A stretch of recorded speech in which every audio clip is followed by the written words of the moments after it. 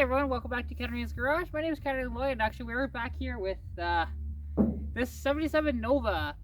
You guys may have seen this before on the channel if you guys have been following my channel for a while. I did a little bit of a walk around of this thing.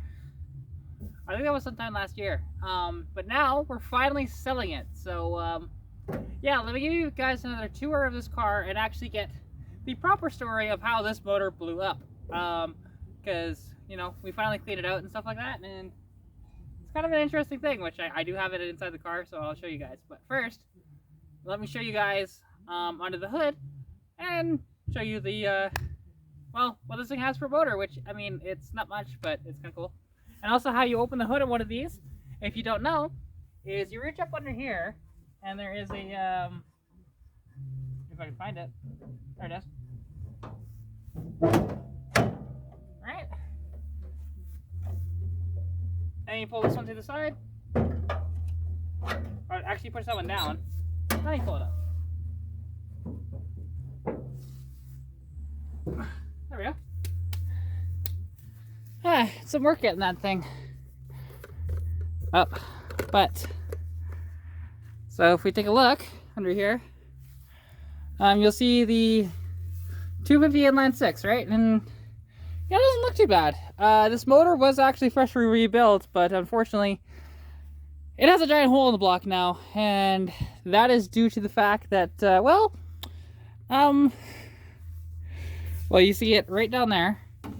It's about the size of my fist. Yeah, you can see it right there, right? It's about the size of my fist, and yeah, it's not good. Basically, this motor was freshly rebuilt, but nothing was tightened. Like, when Jim, the current owner, started taking the motor apart, nothing was tightened. So it's just like, okay. So that's kind of unfortunate, and that's why it broke like that. But if you take a look down the side, you'll see, actually, because you can tell, I don't think this was the original color. Either that or that's the primer underneath that's finally coming through, right? But overall, it's actually in pretty good shape.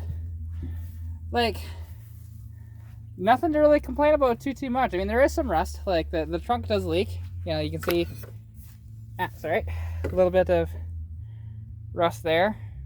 And also, unfortunately, the taillights both have cracks in them, so it's very sad. But honestly, it's a very good nick overall. Sorry. Sorry about that.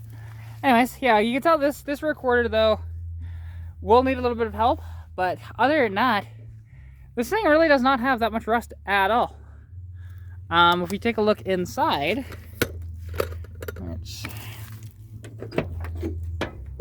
big heavy door. You'll actually see some of the okay, I need to tighten that.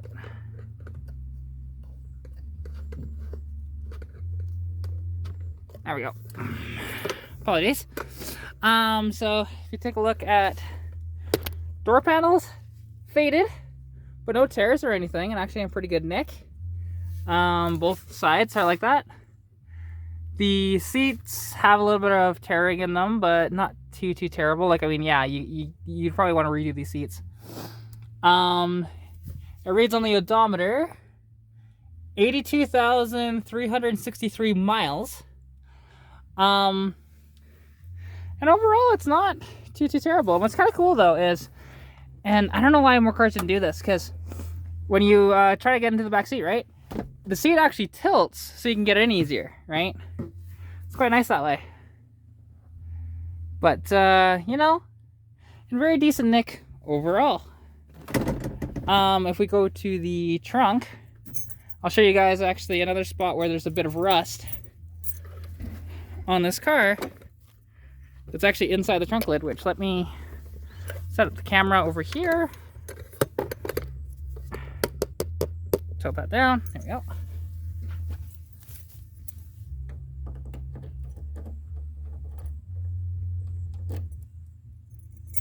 One of these keys works better than the other one. There we go. Yeah, there we go. Oh, there's a bee in there. How'd that bee get in there? Assuming when we had it open earlier. You can see inside, the only issue is that hole right there. Other than that, this entire trunk pan is in good nick. Very good nick. There we go. Right? It's all very good. And we do have the accessories off this motor and everything too. It's just, took them off, trying to figure out, okay, why did that motor grenade itself? I don't want to damage this trunk, so I'm going to do this properly.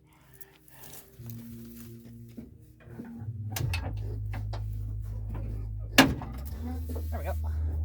It gets a little caught on that side, but other than that, you know, but we can see, actually, we go in through this door. You'll see all the accessories down there, which unfortunately they were in the trunk, so a lot of them are kind of covered in water and corrosion and stuff. But, well, this is what happened to this motor. Now, that is the what looks to be an end cap off of the basically where the piston connecting rod. There we go. This is at the bottom of the connecting rod, right? And you can see a little bit of the connecting rod still there. So this warped and snapped. So that's what happened in this motor. Pretty sad, but you know, do have the alternator, which I mean is pretty hurting. The distributor cap and stuff like that. And I didn't know actually these were one of the first Chevy vehicles to have electronic ignition. So that's kind of cool. Yeah. So, but basically that's this car, right?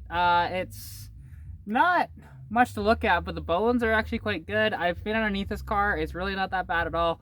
Sorry, my appearance is a little bad because, I mean, I'm dirty. I've been working on this car and been doing other stuff around here too. So, yeah, but anyways, hope you guys did enjoy this video. Thank you all so much for watching. If you're interested in this car, you can contact me at Katarina's.garage on Instagram or Katarina's Garage on Facebook. As well, if you have any vehicles that I can film, closer to Sundry the better, but, you know, I will travel for the right car, especially. I'm not discriminatory of any vehicles that you guys bring me. And, well, you know, that's how it goes. Anyways, I'll chat to you all later.